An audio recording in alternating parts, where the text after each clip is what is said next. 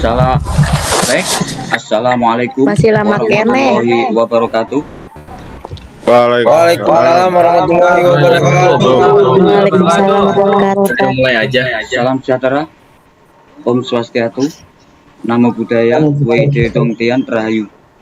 Apa kabar rekan-rekan mahasiswa, terutama kelompok 5 Teknik Informatika Universitas Pelita Bangsa kelas I233D.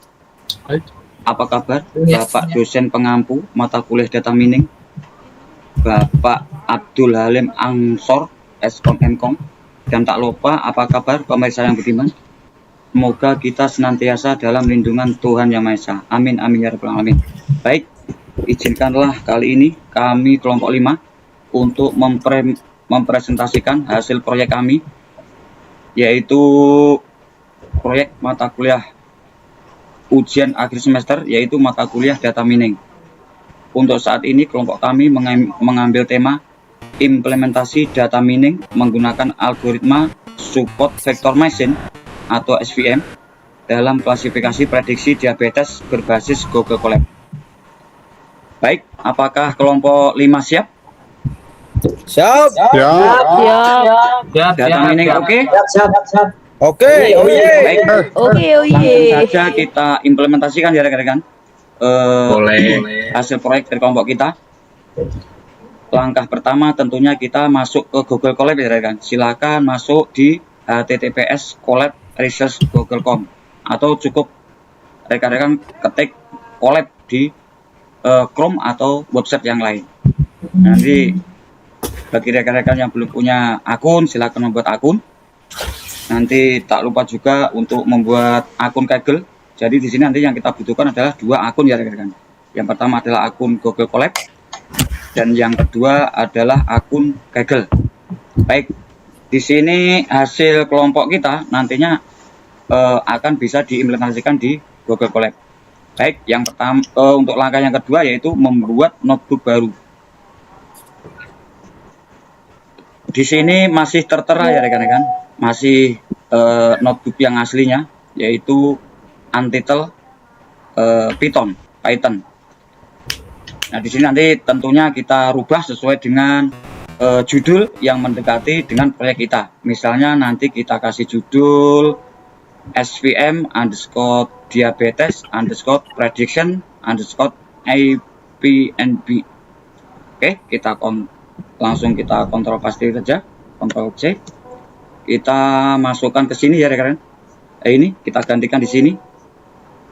Ini yang judul aslinya kita gantikan menjadi judul proyek kita. Kontrol V. Nah ini udah berubah jadi judul sesuai dengan proyek kita. Oke. Kemudian langkah ketiga, nantinya kita connect ke server Colab. Maksudnya connect itu yang sebelah kanan ya rekan. Ini ya yang menghubungkan ini, kita hubungkan. Oke, nanti di sini akan timbul RAM atau disk. Baik. Kemudian untuk langkah selanjutnya silahkan rekan-rekan mahasiswa lanjutkan. Silakan. Baik. Selanjutnya untuk langkah yang keempat, yaitu mengecek apakah Kaggle sudah terhubung dengan dan hasilkan kompetisi Kaggle. Nah, silakan buat sel baru, Pak Dedi, dan kemudian masukkan source code di bawahnya yang pip instalkan.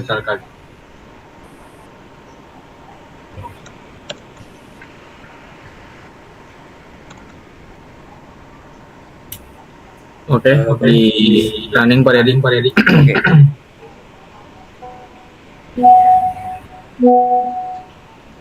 Jadi ternyata di sini muncul angka ini di balik ini diperlukan agar Google Colab itu dapat terhubung Pak Dedi dengan platform Kaggle dan menjalankan berbagai perintah yang berkaitan dengan pengunduhan dataset.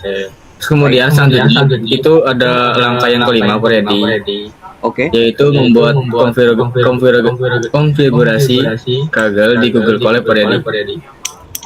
Baik. Berarti kita membuat sel baru ya. Betul, buat sel baru dan masukkan source kodenya Waredi. Oke. Boleh kita kode secara manual atau boleh kita copy paste sesuai dengan langkah yang sudah kita buat ya kan.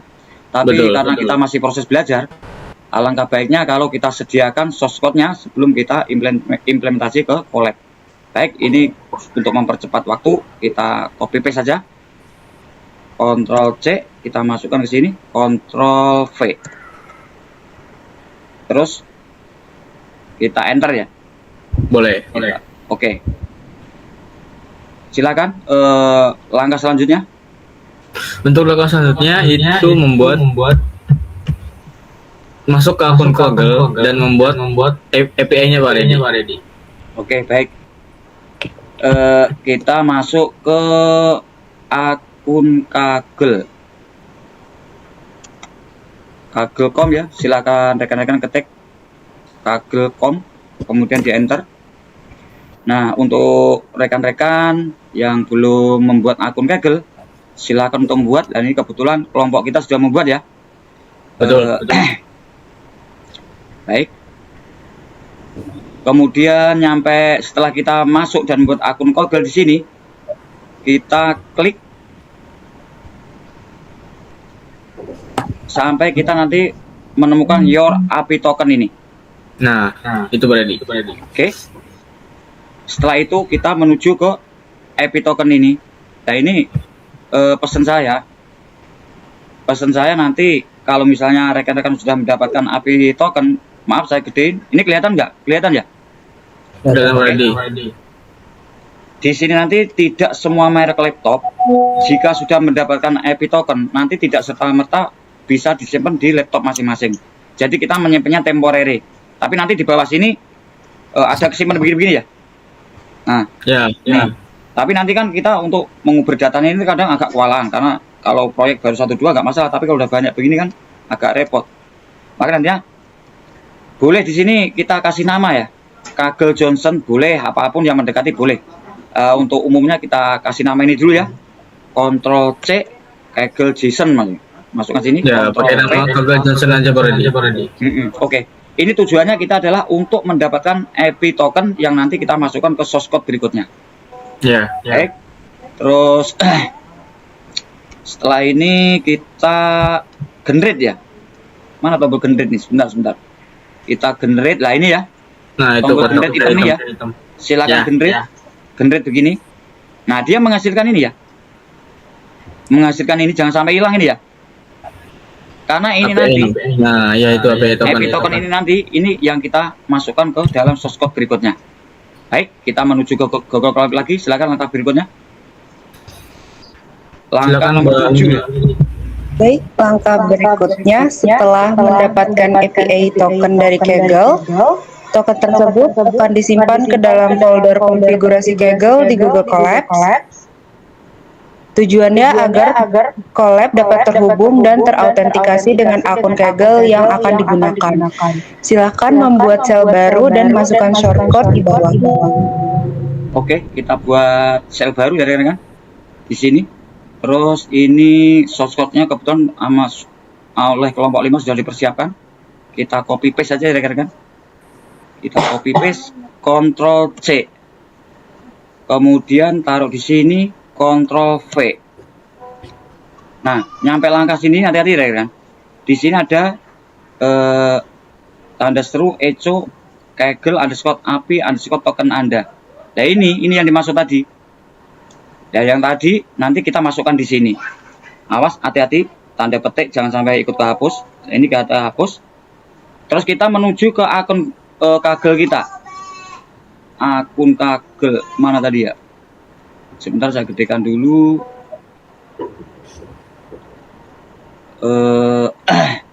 Oh ya ini Kaggle, oke.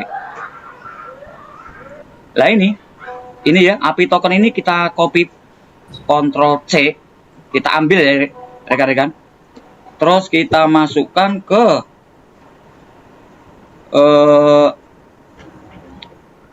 langkahnya yang mana tadi sebentar. Nah kita masukkan ke sini. Oke rekan-rekan. Ctrl V. Oke, saya kecilin lagi. Terus kita enter. Nah, harus tanda centang hijau ini ya kan.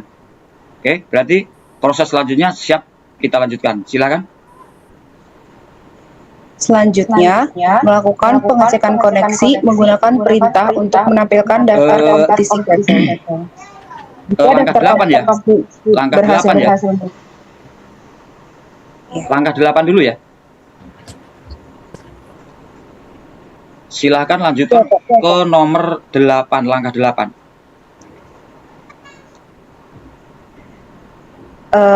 Kemudian simpan API ke folder Kaggle untuk menampilkan daftar kompetisi Kaggle. Oke, berarti kita membuat sel baru ya. Kita buat sel baru. Terus masukkan kode yang sudah Anda persiapkan ke sel baru tadi. Kita masukkan Ctrl C. Kita masukkan ke sel baru tadi ya. Ctrl V. Kemudian enter. Oke, di sini saya rasa tidak ada hambatan ya kan? Masih lah ini kompetisi Kaggle nih. Berhasil ya kan? Kompetisi Kaggle berhasil muncul. Kalau udah begini nggak ada tanda merah, artinya source code yang kita masukkan udah benar. Kemudian silakan lanjutkan untuk langkah berikutnya. Langkah 9, silakan. Baik, setelah itu mengunduh dataset diabetes prediction dataset dari Kaggle, dan dataset ini kemudian digunakan sebagai data utama dalam proses pengolahan data, analisis, dan pembuatan model machine learning. Silakan membuat sel baru dan masukkan shortcut di bawah. Oke, kita buat sel baru. Source code-nya sudah kita persiapkan juga ya rekan-rekan. Kita Ctrl C. Boleh juga di tag manual kalau rekan-rekan sudah hafal. Ctrl V. Lalu kita running. Baik, saya rasa sini berhasil. Nggak ada hambatan. Silahkan dilanjutkan untuk langkah berikutnya. Untuk langkah selanjutnya, data tersebut diekstrak file dataset zip, Pak. Untuk ininya, tolong buatkan filenya, Pak. Tolong masukkan source code-nya, Pak. Oke, kita buat sel baru ya. Sel baru. Terus source code-nya juga sudah kita persiapkan. Ini ya kan source code-nya. Ctrl V. Coba kita running. Oke, nggak ada hambatan. Silakan dilanjutkan. Untuk selanjutnya, import library yang dibutuhkan, Pak. Tolong dibuatkan selnya sama source code-nya, tolong dimasukkan, Pak. Baik, kita bikin sel baru. Terus kita source code. Kita coding atau kita control paste source code yang sudah kita persiapkan. Baik, Ctrl C, Ctrl V. Coba kita running.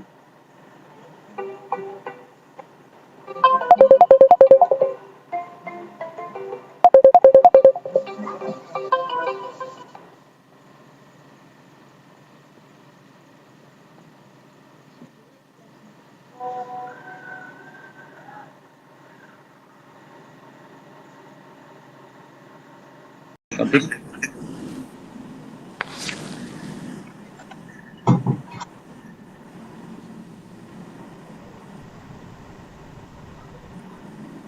Jadi berhasil ya rekan langkah 10 ini, yaitu langkah kita tadi yang berhubungan dengan import library yang dibutuhkan. Baik, kemudian kita menuju langkah 11. Silakan. Untuk langkah 11, kita load dataset, Pak. Tolong dibuatkan selnya, Pak. Baik, berarti Google Colab. Kita menuju Google Colab ya rekan. Ya, sama tolong dimasukkan source-nya, Pak. Kita berikan ruang kosong di sini ya, di bawah langkah yang sebelumnya tadi.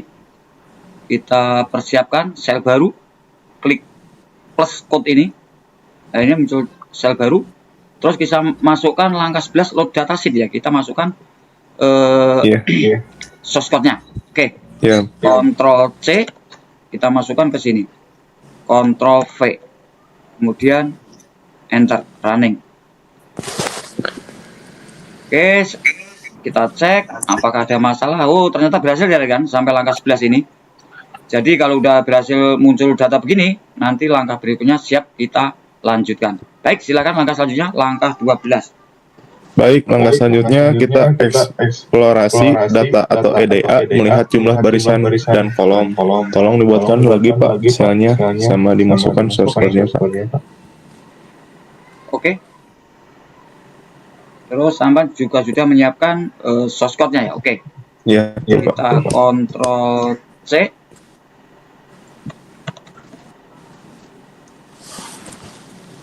Ctrl V. Coba kita running. Oke. Jumlah baris dan kolom terbaca ya rekan-rekan. Berarti kita siap untuk menuju langkah berikutnya. Oke, tunggu sebentar. Silahkan dilanjutkan langkah selanjutnya, yaitu langkah 13. Silahkan. Oke, baik, langkah 13. Di langkah ini kita melakukan pengecekan informasi dataset menggunakan perintah df titik info buka tutup kurung. Di ini Pak, di sel baru yang df titik info. Oke. Oke, di ini nanti dulu Pak, di situ di paste. Ctrl C. Iya. Tujuannya Tujuannya itu ya, untuk Ctrl melihat. V. Tujuannya untuk melihat jumlah data, nama atribut, serta tipe data pada setiap kolom yang terdapat dalam dataset diabetes. Baik, berarti siap kita running ya. Betul Pak, siap Pak. Oke, kita running. Berhasil. Nah, Langkah berapa nih tadi ya? 13 oke, ya. sudah kelihatan kan? Oke, berarti nggak ada masalah. Oke. Silakan lanjutkan langkah berikutnya, yaitu langkah 14. Oke, selanjutnya di langkah 14 kita melakukan pengecekan missing value menggunakan perintah df titik is0 buka tutup titik sum buka tutup kurung titik. Boleh Pak di sel baru Pak. Oke, kita buat sel baru ya. Terus Betul, kita Pak. masukkan source code sampai tadi ya. Betul. Ctrl C, masukkan ke sini. Ctrl V. Siap di running ya. Betul Pak. Oke, kita tanda bulat runcing. Oke Pak, sebentar Pak. Sebentar Pak. Oke, tahap ini bertujuan untuk mengetahui apakah terdapat data yang kosong atau tidak. Berdasarkan hasil pengecekan, seluruh kolom memiliki nilai 0, sehingga Oke. tidak ditemukan missing value pada dataset. Begitu Oke, Pak. berhasil ya kan? Nggak ada hambatan. Berhasil Pak. Oke, silakan dilanjutkan ke langkah selanjutnya. Oke, baik. Langkah 15 ya. Ya, betul Pak. Kemudian di langkah 15 kita lihat statistik deskriptif data menggunakan perintah df titik describe buka tutup kurung. Boleh Pak di sel baru. Oke, df perintahnya apa tadi? df titik describe buka tutup kurung. Oke. Siap di enter ya. Betul Pak, siapa? Oke. Jadi nggak ada hambatan kira-kira nyampe langkah ini. Untuk itu Betul, Pak. proses prediksi data diabetes ini siap kita lanjutkan di Google Colab. Silakan untuk langkah selanjutnya. Langkah 16. Langkah selanjutnya melihat jumlah pasien diabetes dan non-diabetes.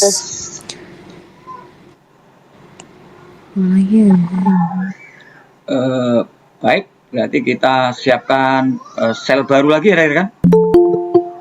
Kemudian kita masukkan source code-nya. yang bertujuan untuk melihat jumlah pasien diabetes dan non diabetes. Oke, kita masukkan source code di sini. Kemudian kita coba kita running. Oke, berhasil rekan-rekan. Jadi ini ya hasil dari source code tadi untuk melihat jenis pasien diabetes dan non diabetes. Baik, masih berhasil nyampe langkah ini, kemudian kita menuju ke langkah 17. Silakan. Langkah ke-17 itu ada pre-processing data, mengubah data kategorikal menjadi numerik. Baik, kita siapkan sel baru di sini, rekan-rekan. Kemudian kita masukkan juga source code, yaitu untuk processing data. Ctrl C, Ctrl V, siap, kita running. Baik, masih ada tanda hijau, berarti masih berhasil. Silakan dilanjut untuk proses berikutnya, yaitu nomor 18. Silakan.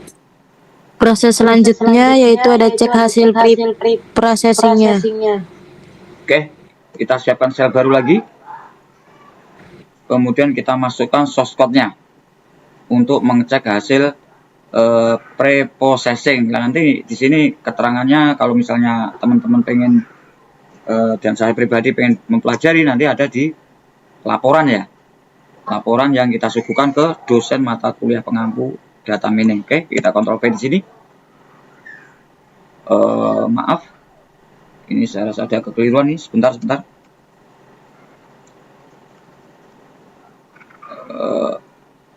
Yang ini tadi ya, Ctrl C, Ctrl V. Oke, siap, kita running. Masih nggak ada hambatan nyampe sini ya, kan? Ini datanya kelihatan semua nih, udah terbuka semua. Untuk itu langkah selanjutnya silakan kelompok 5 untuk melanjutkan. Oke, selanjutnya ini langkah ke-19 yang menentukan fitur X dan target Y. Jadi pada tahap ini data dipisahkan ke dalam dua variabel, yaitu variabel X dan variabel Y ya. Untuk variabel X ini itu merupakan variabel independen untuk menghapus kolom diabetes dari dataset. Mungkin Pak Redi bisa langsung dituliskan variabel X dan Y-nya. Baik. Kemudian kita masukkan source code yang Anda buat. Ctrl C. Kita masukkan ke sini, Ctrl V. Nah, untuk coba kita running ya, kan? Diabetesnya itu kita gunakan df.drop diabetes. Sedangkan untuk Y itu merupakan informasi apakah seorang tersebut terindikasi diabetes atau tidak. Jadi itu label klasifikasi. Lalu selanjutnya kita lanjut di slide 20 ya, membagi data training dan data testing. Jadi perbandingan itu 80% berbanding 20%. Oh, sebelumnya mohon maaf itu belum di running ya Pak Redi ya? Oke, kita running dulu ya ini ya. Yang menentukan fitur X dan Y ya. Oke, kita running.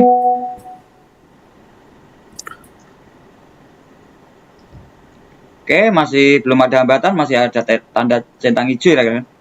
Berarti saya rasa siap untuk dilanjutkan. Baik, langkah 10 silakan. Langkah 20. Kita membagi data training dan data testing. Untuk perbandingannya itu 80% dan 20%. Jadi 80% itu data training dan 20% data testing. Boleh Pak Redi langsung aja dimasukkan untuk kodenya. Oke. Saya pindahkan codingan jenengan ya.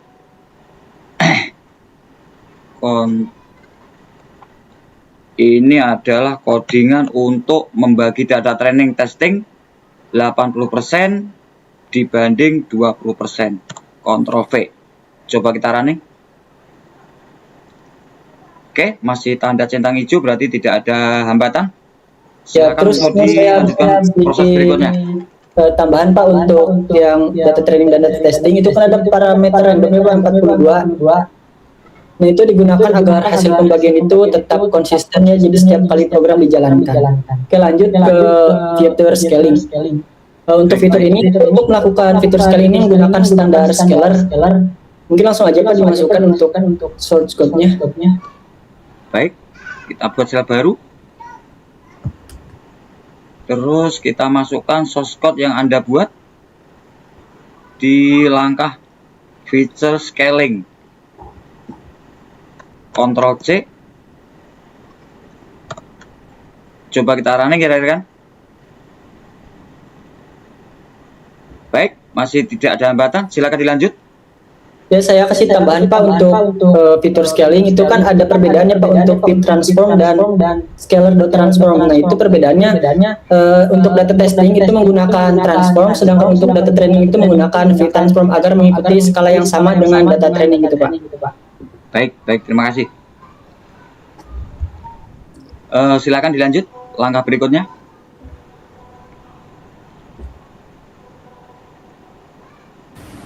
Silakan rekan-rekan untuk langkah berikutnya. Baik, untuk langkah selanjutnya Pak, itu membangun model SMM. Pada tahap ini dilakukan model klasifikasi menggunakan algoritma support vector matching atau SMM dengan kernel RBF. Silakan Pak, masukkan source kodenya Pak. Baik. Ini source code yang Anda siapkan, saya masukkan ya. Ctrl C, Ctrl V. Coba kita running.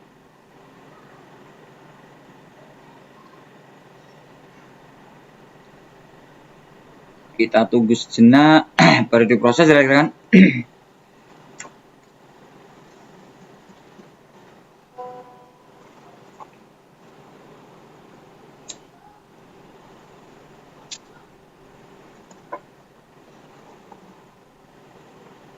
Jadi untuk pemberitahuan sebelumnya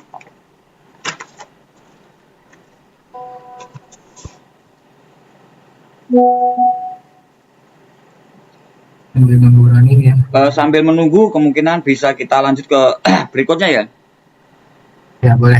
Train. Oke, silakan. Berarti kita lanjut. Oke, udah running ya. Udah running ini. Oke. Running ya. Oke. Kita lanjutkan ke langkah berikutnya. Silakan. Baik, saya lanjutkan ke langkah berikutnya, yaitu melakukan prediksi data testing. Setelah model selesai dilatih, langkah berikutnya adalah melakukan prediksi terhadap data testing menggunakan fungsi predik. Proses ini bertujuan untuk mengetahui kemampuan model dalam mengklasifikasikan data baru yang belum pernah dipelajari sebelumnya. Baik Pak, masukkan data ininya. Baik, tunggu sebentar ya. Ini kok ada sebentar ya, ada yang mau masuk lagi. Sebentar. Oke. Langkah 2, 3.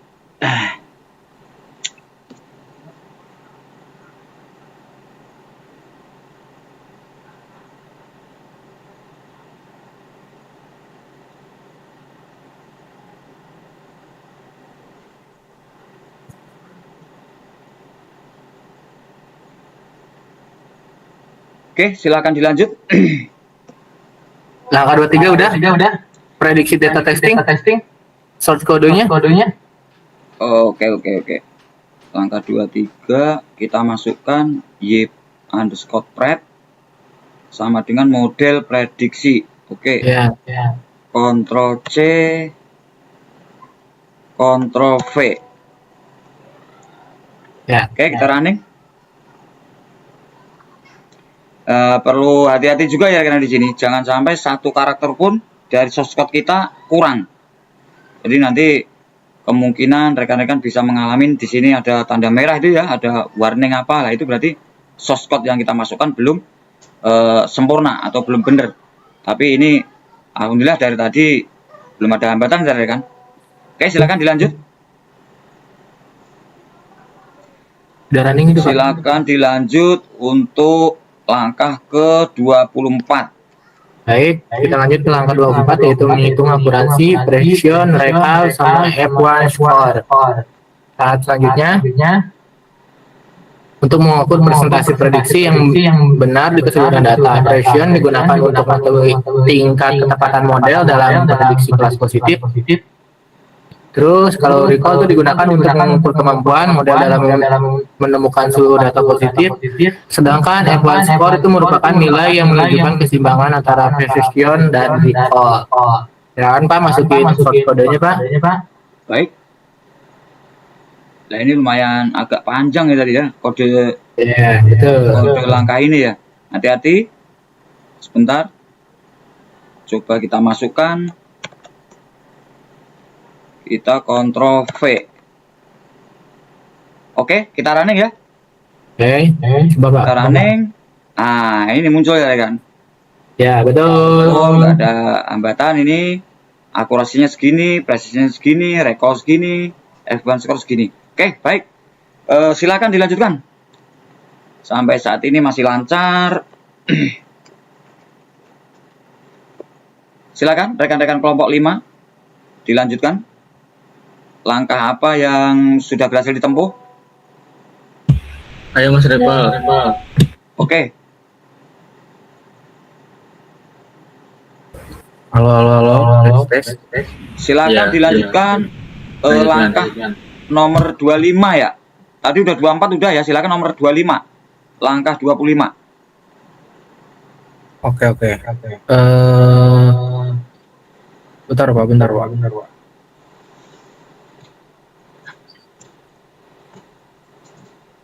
Di langkah 25 ini itu kita selanjutnya itu menampilkan confusion matrix Pak. Baik, tentunya kita menyediakan sel baru ya rekan.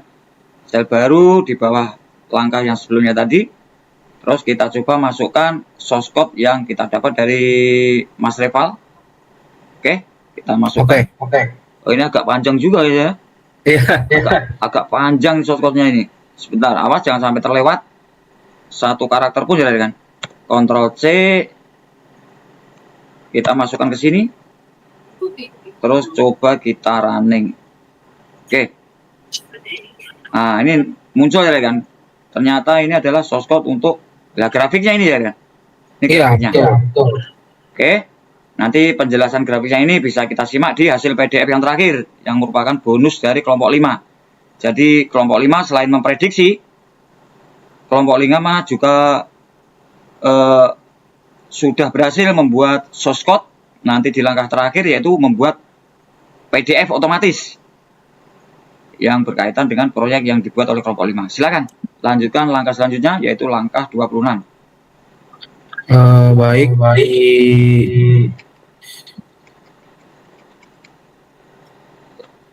Langkah 26. Di langkah 26 ini tuh selanjutnya kita membuat grafik akurasi, precision, recall, dan F1 score-nya Pak. Boleh silakan langsung dimasukin source code-nya. Baik, kita awali dengan membuat sel baru tadi ya di bawahnya. Kemudian kita masukkan source code yang dari Kak Reval. Wah, banyak juga nih Kak Reval nih buat source code-nya ini. Ini ngopi apa ketak-ketik sendiri nih? Langkah berapa nih? Panjang banget nih. Langkah 26 ya? Iya. Sampai 27 Pak. Saya coba masukkan Ctrl C, Ctrl V. Nah, coba kita running ya kan? Ini bulat segitiga putih ini.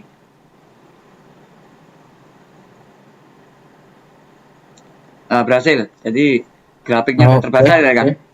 Jadi nyampe langkah ini kebetulan kelompok kita tidak ada hambatan. Untuk itu silakan dilanjutkan. Langkah berikutnya.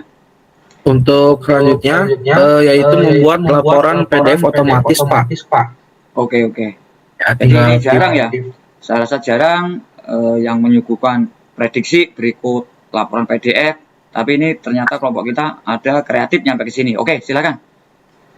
Tinggal install report lab aja Pak. Baik, berarti kita siapkan sel baru lagi ya kan? Iya. Kemudian source code-nya ini ya apa Ki? Aduh. Sebentar. Itu Pak. Pip install report lab Pak. Tanda seru dulu ya. Iya. Oke, kita coba Ctrl C, Ctrl V. Coba kita running. Itu kurang P Pak. Yang di Kurang P-nya. Kurang P-nya itu di sebelah tanda seru. Sebentar. Itu kan harusnya pip Pak. PIP. PIP harusnya PIP. Oke, kita hapus dulu. Di sini kita tambahkan PIP ya, PIP. Ya. Sebentar. Bahan dasar PIP. P kecil ya, P kecil. Iya. Oke, terima kasih. Coba kita masukkan Ctrl C, Ctrl V. Kita running. Oke, coba. Nah, yang maksud hati-hati di sini kan. Ini berhati-hati. Tadi kita hampir kelewat ini ya kalau nggak diingetin Kak Reval. Iya tadi. Kita scroll ke bawah dulu. Nah ini saya rasa berhasil nih. Kemudian kita menuju langkah ke 28. Silakan. Oke. Nah, untuk selanjutnya kita bakal buat import report lab. Nah, import report lab itu buat nyiapin semua alat yang dibutuhkan buat laporan PDF secara otomatis. Nah, untuk kodenya silakan Pak Riyadi dibikin. Oh ini Kak Bagas ganti nih. Oke, Kak Bagas. Oke, ini ya, ini kode dari jenengan ini. Oke, Ya, coba kita masukkan ya. Ctrl C, Ctrl V. Coba kita running. Nah, tanda hijau nih Kak Bagas. Kemungkinan bisa ini. Mau coba yuk, lanjut. Untuk selanjutnya kita buat file PDF-nya Pak. Nah ini, wah ini kayaknya rajin ngetik ini. Oke. Lumayan Buat sel baru, kita masukkan source code berikut yang merupakan hasil dari prediksi mengenai datasheet diabetes tadi ya. Oke. Ctrl C, Ctrl V. Oke, coba kita running.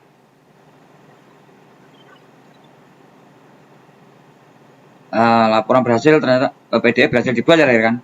Jadi nanti ini pengennya langsung di download apa enggak ini?